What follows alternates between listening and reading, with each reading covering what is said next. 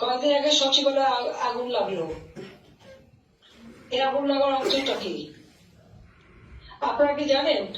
ওই যে তার এক সমন্বয়ক যার উপদেষ্টা বানিয়েছে, কিছুদিন আগে সে একটা মিটিং করে, আর তার সাথে তো দুই মক্কেল আছেই, ওই আসিফ নজরুল আর যে কি বলে হবে আছে লেফটেন্যান্ট জেনারেল জাহাঙ্গীর।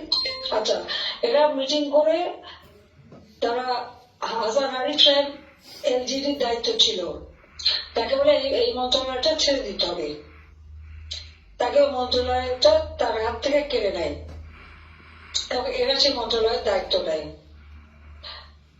আপনারা জানেন হাসান আরিফ সাহেব কিন্তু মারা গেছে মাত্র কয়েকদিন আগে, এই অপমানের পর বোধহয় সে বেঁচে থাকেনি, হার্টফেল করে মরে গেছে।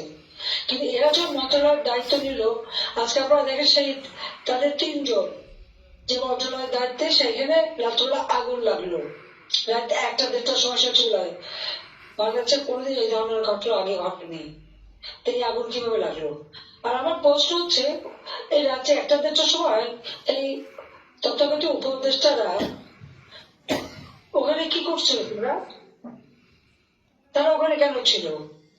আবার আর এক সমন্বয় উনি যে বলছে যে মেট্রো রেলে আগুন না দিলে আর পুলিশ হত্যা না করে তাদের বিপ্লব সফল হতো না, সে আবার ওখানে ভিডিও তুলছে, লাইভ ভিডিও আগুনের। তার মানে আগুন লাগায় নিজেরাই আগুন লাগালো আর নিজেরাই করলো। কথা হচ্ছে তাদের তারা কি রাজনীতি করবে, পার্টি করবে, তার জন্য ফান্ড কালেক্ট করতে হবে, সেই জন্য মন্ত্রণালয়ের দায়িত্ব নিয়ে আমার মনে হয় চুরি চামারি যা করার করে তারপরে আগুন দিয়ে দিয়েছে।